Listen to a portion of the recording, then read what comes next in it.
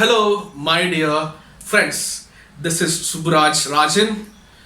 Guys, எல்லாரும் எப்படி இருக்கீங்க? எல்லாருமே ரொம்ப சந்தோஷமா இருப்பீங்க. இல்லைனாலுமே சந்தோஷமா இருக்கிறதுக்கு ரொம்ப கடினமா உழைச்சிட்டு இருப்பீங்க அப்படிங்கிற ஒரு நம்பிக்கையில இந்த ஒரு வீடியோவை ஸ்டார்ட் பண்றேன்.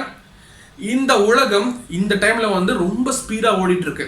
அந்த உலகத்தோட சேர்ந்து நாமளும் ரொம்ப ஸ்பீடா ஓடிட்டு இருக்கோம். நோயற்ற வாழ்வே குறைவற்ற செல்வம், அதாவது ஆரோக்கியம் அப்படிங்கிற ஒரு வார்த்தைக்கு அர்த்தம் என்னப்பா அப்படின்னு கேட்குற மாதிரி பார்த்தோம்னா இந்த உலகம் ஓடிட்டு இருக்கு. நாமளும் அப்படிதான் வாழ்ந்துட்டு இருக்கோம் ஆரோக்கியத்தை மறந்து. ஏன்னா சுத்தி முத்தியும் பார்த்தா நிறைய நோய்கள், எல்லாத்துக்கும் நோய்கள் இருக்குது. சின்ன சின்ன பசங்களை கூட பார்த்தோம்னா மாரடைப்பு அப்படின்னு சொல்றாங்க, செய்தியில பாக்குறோம். அதனால இதை பார்க்குற எல்லாருமே நீங்க தான் ஆரோக்கியத்தை கொஞ்சம் கன்சிடர் பண்ணுங்க, கொஞ்சம் ஆரோக்கியமா இருக்கிறதுக்கு ஏதோ ட்ரை பண்ணுங்க அப்படின்னு சொல்லிட்டு நான் இந்த வீடியோ ஸ்டார்ட் பண்றேன். நாமளும் பார்த்தோம்னா இந்த ஒரு வீடியோல இன்னைக்கு ஒரு நோய் இருக்கு இல்லையா, ஒரு டிசீஸை பத்தி பேச போறோம். அதாவது ஒரு வயிற்று புண் இருக்கு இல்லையா, அல்சர். அல்சர் எப்படி வருது அப்படிங்கறது பார்த்தோம்னா ரொம்ப சிம்பிளா அடிப்படையான விஷயங்களை வச்சு படிச்சவங்க படிக்காதவங்க எல்லாத்துக்குமே தெரியற மாதிரி நான் பார்த்தோம்னா இன்னைக்கு நான் சொல்ல போறேன். அதே சமயத்துல அல்சரை பத்தி பார்த்தோம்னா நிறைய பேர் நம்ம சொல்றதை கேள்விப்பட்டிருப்போம்.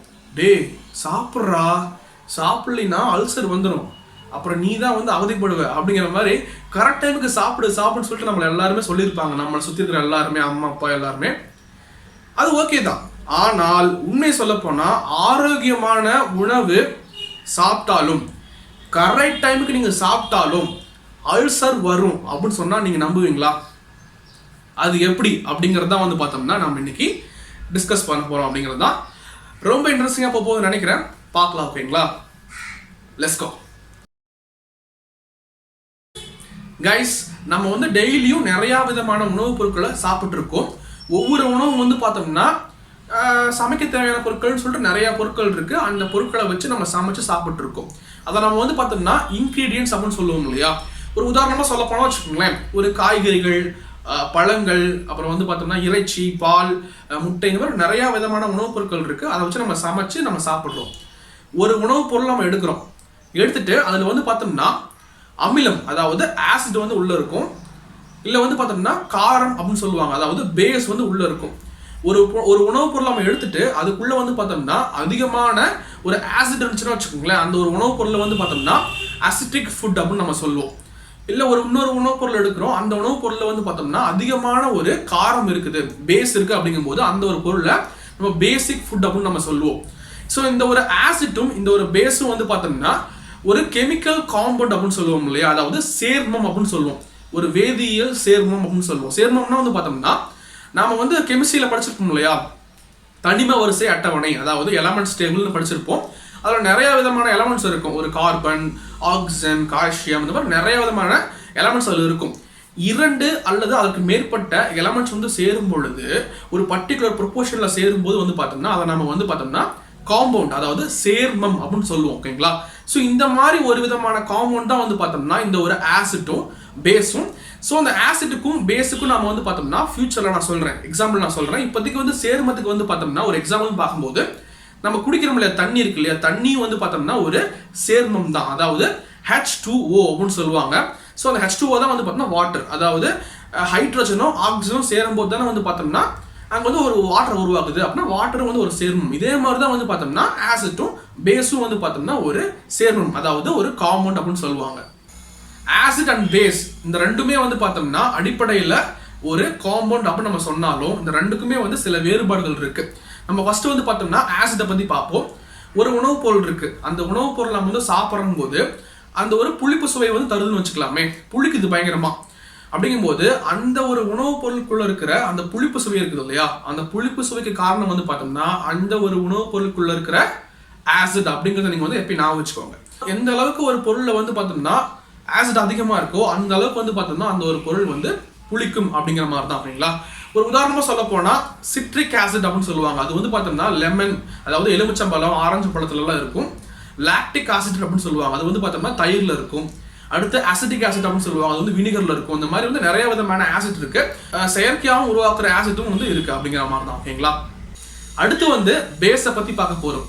ஒரு உணவுப் பொருள் நம்ம சாப்பிடும் போது ரொம்ப கசக்குதுன்னு வைங்களேன், அந்த கசக்கிற தன்மை இருக்கு இல்லையா, அந்த ஒரு டேஸ்ட், அது அந்த ஒரு உணவுப் பொருட்குள்ள இருக்கிற பேஸ் அப்படிங்கிற சப்ஸ்டன்ஸ்னால தான் பார்த்தோம்னா அந்த கசக்கிற டேஸ்ட் வருது. எந்த அளவுக்கு வந்து உணவுப் பொருட்களுக்குள்ள ரொம்ப பேஸ் ரொம்ப அதிகமா இருக்கோ அந்த அளவுக்கு வந்து அந்த ஒரு உணவுப் பொருள் ரொம்ப கசக்கும். ஒரு உதாரணமா சொல்ல போனா ஒரு கால்சியம் ஹைட்ராக்சைடு அப்படின்னு சொல்லுவாங்க, அது வந்து ஒரு பேஸ் சப்ஸ்டன்ஸ். ஸோ அது வந்து பார்த்தோம்னா ஒரு சுண்ணாம்பு தண்ணி இருக்கும் இல்லையா, லைம் வாட்டர்னு சொல்லுவாங்க இல்லையா, அதுக்குள்ள நிறையவே இருக்கும். அடுத்து பொட்டாசியம் ஹைட்ராக்சைடு, அடுத்து சோடியம் ஹைட்ராக்சைட்லாம் வந்து பார்த்தோம்னா நாம குளிக்கிற ட்ரெஸ்லாம் துவைக்கும் இல்லையா, ஸோ அந்த ஒரு சோப்புலாம் வந்து பார்த்தோம்னா அந்த ஒரு பொட்டாசியம் ஹைட்ராக்சைடும் சோடியம் ஹைட்ராக்சைடும் அதிகமாக இருக்கும். நிறைய ஃப்ரூட்ஸில் வெஜிடபிள்ஸில் வந்து அதிகமாக இருக்கும். ஆசிட் வந்து அதிகமாக இருக்கிற ஒரு ஃப்ரூட்ஸில் கூட வந்து பார்த்தோம்னா பேஸ் வந்து இருக்கும், கொஞ்சம் கம்மியாக இருக்கும் அப்படிங்கிற மாதிரி தான். இது வரைக்கும் ஆசிட்டுக்கும் பேஸுக்கும் இடையில இருக்கிற ஒரு முக்கியமான வேறுபாடை பார்த்துருப்போம். அதாவது ஆசிட்னா வந்து புளிக்கும், பேஸ்னா கசக்கும். ஸோ இந்த ரெண்டுக்குமே வந்து பார்த்தோம்னா ஒரே மாதிரியான ஒரு பண்பு இருக்கு, சிமிலாரிட்டி இருக்கு. அதாவது ஆசிட்டும் பேஸும் ரெண்டுமே வந்து அரிக்கும் தன்மையுடையது அப்படிங்கிற மாதிரி தான். அந்தந்த லெவலுக்கு ஏற்ற மாதிரி ஒரு ஹை லெவலான ஆசிட்டும் இருக்கு, ஹை லெவலான பேஸும் இருக்கு, லோ லெவல்லையும் வந்து ஆசிட்டும் பேஸும் ரெண்டுமே இருக்கு. அப்படிங்கும்போது அந்தந்த லெவலுக்கு ஏற்ற மாதிரி வந்து பார்த்தோம்னா அது அரிக்கும் தன்மையுடையது. ஒரு ஹை லெவல்ல ஆசிட் பேஸ் இருக்கும் இல்லையா, அதெல்லாம் வந்து பார்த்தோம்னா நம்ம கையிலையோ இல்லை வந்து ஏதோ ஒரு பொருளை படும்போது சீக்கிரமாகவே அரிச்சிடும் அப்படிங்கிற மாதிரி தான். படத்தில் பார்த்துருக்கோம் இல்லையா, ஆசிட்லாம் அடிச்சு மட்டும் அப்படியே ஃபேஸ் வந்து அப்படியே பயங்கரமான புண்ணெல்லாம் வந்துடும் இல்லையா அப்படி. ஸோ இங்கே தான் வந்து பார்த்தோம்னா நியூட்ரலைசேஷன் அப்படிங்கிற ஒரு கான்செப்ட் வரும். அதாவது நடுநிலையாக்குதல் அப்படின்னு சொல்லுவாங்க தமிழில். அதாவது ஆசிட்டையும் பேஸையும் ரெண்டையுமே வந்து பார்த்தோம்னா ஒரு குறிப்பிட்ட அளவுல வந்து நம்ம கலக்கும் பொழுது ஆசிடோட ஒரு பண்பு இருக்கு இல்லையா, புளிக்கும் தன்மை வாய்ந்தது, அரிக்கும் தன்மை வாய்ந்தது. அதோட பேஸோட ஒரு பண்பு இருக்கும் இல்லையா, ஒரு கசக்கும் தன்மை வாய்ந்தது, அப்புறம் அரிக்கும் தன்மை வாய்ந்தது அப்படின்னு சொல்லி நம்ம பார்த்துருப்போம். ஸோ இந்த ரெண்டு பண்புமே வந்து பார்த்தோம்னா நம்ம ஒரு குறிப்பிட்ட அளவில் கலக்கும் பொழுது இந்த ஆசிடோட பண்பும் பேஸோட பண்பும் காணாமல் போயிடும், நடுநிலையாயிரும் அப்படிங்கிற மாதிரி தான். ஓகேங்களா? ஸோ இதுக்கு பேர் தான் வந்து பார்த்தோம்னா நியூட்ரலைசேஷன், நடுநிலையாக்குதல் அப்படின்னு சொல்லுவோம். இந்த மாதிரி நியூட்ரலைஸான ஒரு பொருளுக்கு ஒரு எடுத்துக்காட்டு அப்படின்னு பார்க்கும்போது தண்ணி இருக்கு இல்லையா, வாட்டர் வந்து பார்த்தோம்னா ஒரு நடுநிலையான ஒரு பொருள். அது வந்து ஒரு பேஸும் கிடையாது, ஆசிட்டும் கிடையாது. கைஸ், நம்ம அடுத்தபடியாக வந்து அல்சருக்கு வருவோம்.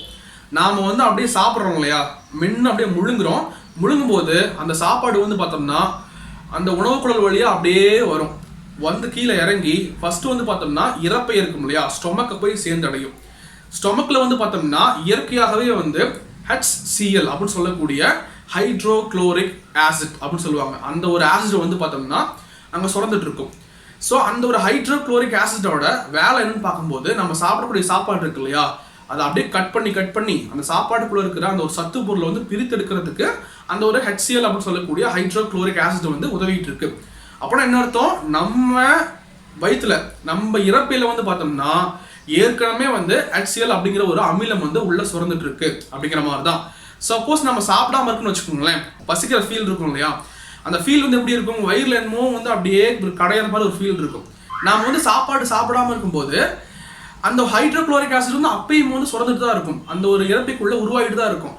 ஆனா நம்ம சாப்பாடை வந்து உள்ள அனுப்பவே இல்லை அப்படிங்கும்போது அந்த இறப்பையோட ஸ்டொமக்கோட உள்ளுக்குள்ள ஒரு லேயர் இருக்கும் இல்லையா, தோல் இருக்கும் இல்லையா, அந்த தோலை அரிக்க ஆரம்பிச்சிடும். ஏன்னா வந்து அது வந்து வேலையை நிறுத்தாது, வேலையை செஞ்சுட்டே இருக்கும். அப்படிங்கும்போது அந்த தோலை அரிக்க ஆரம்பிச்சிடும்.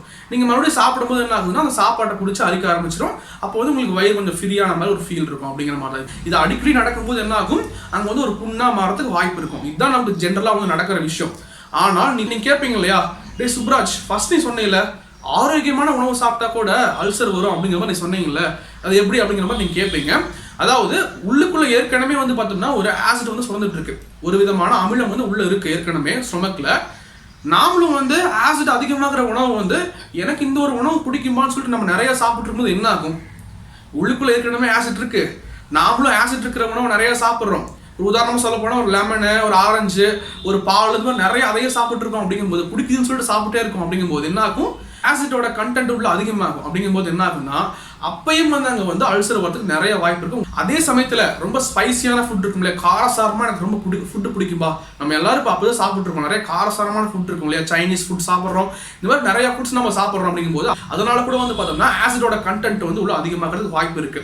மது அருந்துறது, அப்புறம் வந்து பார்த்தோம்னா தண்ணி குடிக்காமல் இருக்கிறது, அப்புறம் ரொம்ப ஸ்ட்ரெஸ்ஸாக இருக்கிறது, அப்புறம் சம் இன்ஃபெக்ஷன் வரும்போதும் கூட வந்து ஆசிடோட கண்டென்ட் உள்ள அதிகமாகும். சம் டிசீஸ் வரும்போது, சம் ஹெல்த் கண்டிஷன் வரும்போது, அதாவது நம்மளோட இறப்பை இருக்கு இல்லையா, இறப்பைக்கு அப்புறம் வந்து பார்த்தோம்னா நம்ம சாப்பிடக்கூடிய உணவு எங்கே போகும்னா சிறுகுடல் இருக்கும் இல்லையா, ஸ்மால் இன்டெஸ்டைன் தான் போகும். அந்த ஒரு இறப்பைக்கும் சிறுகுடலுக்கும் நடுவில் வந்து ஒரு அடைப்பு ஏற்பட்டுருச்சு. அப்படிங்கும்போது உணவு கீழே போகாது அப்படிங்கும்போது அந்த ஆசிட்டும் கீழே போகாது. இறப்பையில சொல்லக்கூடிய அந்த ஒரு ஹைட்ரோக்ளோரிக் ஆசிட்டும் கீழே போகாது அப்படிங்கும்போது அப்போ இறப்பையில வந்து பார்த்தோம்னா அதிகமான ஒரு ஆசிட் கண்டென்ட் வந்து உருவாயிரும் அப்படிங்கிற மாதிரி தான் அப்பயும் அல்சர் வரும். ஸோ இந்த மாதிரி நிறைய காரணங்களால வந்து பார்த்தோம்னா அல்சர் வரதுக்கு நிறைய வாய்ப்பு இருக்கு அப்படிங்கிற மாதிரி தான். நம்மளோட இறப்பையில வந்து நிறைய ஆசிட் கண்டென்ட் அதிகமாகும் போது என்ன ஆகுதுன்னா அது என்ன பண்ணும் தெரியுமா, இறப்பையில மட்டும் இருக்காது, அப்படியே மேலே எலும்பி என்ன ஆகும்னா அப்படியே உணவு குழலுக்கும் வரும். அப்படி அதிகப்படியாக வந்துட்டே இருக்கும்போது என்ன ஆகுதுன்னு வச்சுக்கோங்களேன், அதிகமான கண்டென்ட் வந்து உள்ளாகும் போது அப்படியே வந்து நமக்கு வந்து எரியிற மாதிரி ஃபீல் ஆகும். அந்த நெஞ்சரிச்சல் அப்படின்னு சொல்லுவாங்க இல்லையா, ஹார்ட் பர்ன் அப்படின்னு சொல்லுவாங்க. இந்த நெஞ்சரிச்சலும் வந்து அப்படி ஒரு ஃபீல் வரும் உங்களுக்கு. ஸோ இந்த மாதிரி அடிக்கடி வந்துட்டே இருக்கும்போது ஆட்டோமேட்டிக்காக அது புண்ணா மாறிடும் அப்படிங்கிற மாதிரி தான். ஓகேங்களா, இந்த மாதிரி நம்மளோட இறப்பையில வந்து அதிகப்படியான ஒரு ஆசிட் வந்து உருவாகிற நிலை இருக்கு இல்லையா, அந்த ஒரு நிலைக்கு என்ன பேருன்னு பார்க்கும்போது ஆசிடிட்டி அப்படின்னு சொல்லுவாங்க. அதாவது இறப்பையில் அதிகப்படியான ஒரு அமிலத்தன்மை இருக்கும் நிலை அப்படிங்கிற மாதிரி வச்சுக்கலாம். ஓகேங்களா, ஸோ இந்த மாதிரி இருக்கும்போது நமக்கு வந்து அல்சர் மட்டும் இல்லாமல் நமக்கு வந்து செரிமான கோளாறு ஏற்படும், அடுத்து வந்து வயிற்றுப்போக்கு ஏற்படும், அப்புறம் வந்து வாந்தி அந்த மாதிரி வரலாம், அப்புறம் பசியின்மை இருக்கலாம், அப்புறம் நெஞ்சு எரிச்சல் இருக்கலாம். ஸோ இந்த மாதிரி நிறைய விதமான எக்ஸ்ட்ரா விஷயங்களும் வந்து வரதுக்கு நிறைய வாய்ப்பு இருக்கு. நம்ம உடம்புல ஆசிடிட்டி கண்டிஷன் வந்து வரும்போது நான் முன்னாடி சொல்லியிருப்போம் இல்லையா, அந்த ஒரு சிம்டம்ஸ்லாம் வரும். அப்படி வரும்போது நம்ம சாப்பிடக்கூடிய ஒரு டேப்லெட்ஸு இல்லை சிரப்பு ஒரு டானிக்லாம் குடிப்போம் இல்லையா, அதுக்கு நேம் என்னன்னு பார்க்கும்போது ஆன்டாசிட்னு சொல்லுவாங்க பேசிக்காக. ஸோ இந்த ஆன்டாசிட் டேப்லெட்ஸு இல்லை ஆன்டாசிட் சிரப் டானிக்ல வந்து என்ன இருக்குன்னு வச்சுக்கோங்களேன், பேஸ் கண்டென்ட் தான் இருக்கும். அதாவது ஒரு மெக்னீஷியம் ஹைட்ராக்சைடு, அலுமினியம் ஹைட்ராக்சைடு, இந்த மாதிரி பேஸ் கண்டென்ட் தான் வந்து ஆன்டாசிட்ல இருக்கும். நாம வந்து ஆன்டாசிட் சாப்பிடும்போது வயிற்றுல இருக்கிற ஆசிடும் சேர்ந்து என்ன ஆகும்னா நியூட்ரலைஸ் ஆயிரும், நடுநிலை ஆயிரும் அப்படிங்கிற மாதிரி தான். ஒரு உதாரணம் சொல்ல போனா வச்சுக்கோங்களேன், நம்ம ஒரு ஆன்டாசிட் சாப்பிட்றோம், அந்த ஆன்டாசிட் வந்து பார்த்தோம்னா மெக்னீஷியம் ஹைட்ராக்சைடு மூலமா வந்து அந்த ஒரு பேஸ் மூலமா ஆனதுன்னு வச்சுக்கலாம். நம்ம வயிற்றுக்குள்ள என்ன இருக்கு, அந்த ஒரு ஆசிட் என்னது, ஹைட்ரோக்ளோரிக் ஆசிட். ஸோ இந்த ஹைட்ரோக்ளோரிக் ஆசிட்டும் அந்த ஆன்டாசிட்குள்ள இருக்கிற அந்த மெக்னீஷியம் ஹைட்ராக்சைடும் சேரும்போது என்ன ஆகுதுன்னா மெக்னீஷியம் குளோரைடு அப்படிங்கிற ஒரு உப்பு, ஒரு சால்ட் இருக்கும் இல்லையா, உப்புன்னு சொல்லுவாங்க. அது வந்து ஒரு வகையான உப்பு. நிறைய வகையான உப்பு இருக்கு கெமிஸ்ட்ரியில. அதுல இது வந்து பார்த்தோம்னா ஒரு வகையான உப்பு, மெக்னீஷியம் குளோரைட். ஸோ இந்த மெக்னீஷியம் குளோரைடையும் தண்ணி வாட்டரையும் வந்து பார்த்தோம்னா உருவாக்கிடும், ரெண்டா அப்படி மாத்திரும். அப்போ நடுநிலை ஆயிரும் அப்படிங்கிற மாதிரி தான். அப்போ நமக்கு வந்து பார்த்தோம்னா ரொம்ப ரிலீஃபா ஃபீல் ஆகும் அப்படிங்கிற மாதிரி தான். நீங்க சாப்பிட்ற உணவுல வந்து பார்த்தோம்னா ஆசிட் அதிகமா இருக்கா இல்லை பேஸ் அதிகமா இருக்கா அப்படின்னு கண்டுபிடிக்கணும்னா ரொம்ப ரொம்ப ஈஸி தான்.